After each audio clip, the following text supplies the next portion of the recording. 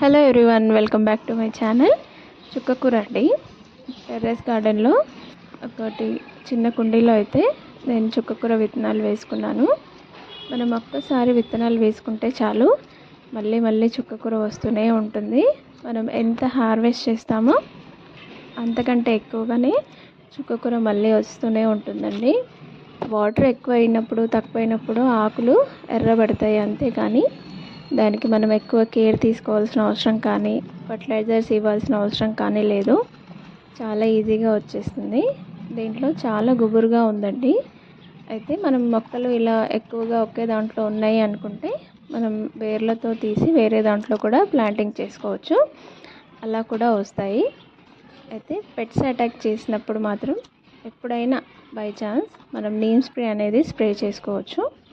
చూసారా, ఇలా ఒక్కదానికే ఎన్ని ఆకులు వచ్చాయో, ఎన్ని హార్వెస్ట్ చేస్తే అంత వస్తుందండి. అలా ఒకసారి పూత రావడం స్టార్ట్ అయిందంటే ఆకులు రావడం ఆగిపోతాయి. ఆకులు బలం ఇవ్వదు, అంటే పూత పైనే పడుతుంది బలం అంతా. పూత వచ్చినా మనకి మళ్ళీ సీడ్స్ కలెక్ట్ చేసి మళ్ళీ నెక్స్ట్ టైం ప్లాంటింగ్ కోసం మనం ఎండబెట్టేసి పక్కన పెట్టేసుకోవచ్చు. ఇలా ఒక్కసారి హార్వెస్ట్ చేస్తే మనకు మళ్ళీ మళ్ళీ ఫ్రెష్గా వస్తూనే ఉంటుంది. ఆకుకూరలు ఎంతైనా హెల్త్కి మంచిది కదండి. అందుకనే నేను పిల్లల వరకైనా సరిపోతాయి అనేసి పెట్టుకుంటాను.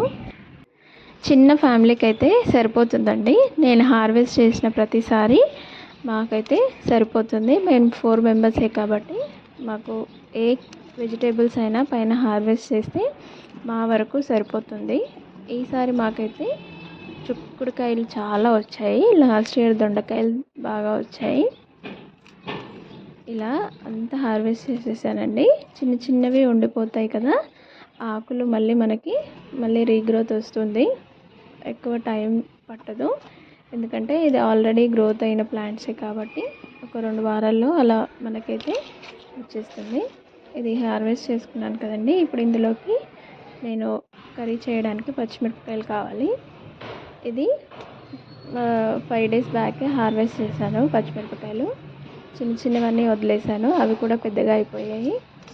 ఇవి కూడా హార్వెస్ట్ చేస్తాను. నాకు కర్రీలోకి సరిపడా అయితే పచ్చిమిరపకాయలు వచ్చేసాయి. అయితే నేను హార్వెస్ట్ చేసే టైంలో వర్షం అయితే స్టార్ట్ అయిందండి. ఇంకా తొందరగా నేను హార్వెస్ట్ చేసేసి కిందికైతే వచ్చేసాను. కర్రీ ఎలా చేయాలనేది నెక్స్ట్ వీడియోలో పెడతానండి. నా వీడియో కనుక నచ్చితే ప్లీజ్ లైక్ చేయండి, షేర్ చేయండి, సబ్స్క్రైబ్ చేసుకోండి. అలాగే సబ్స్క్రైబ్ చేసుకున్న వాళ్ళందరికీ thank you so much. Please subscribe my channel.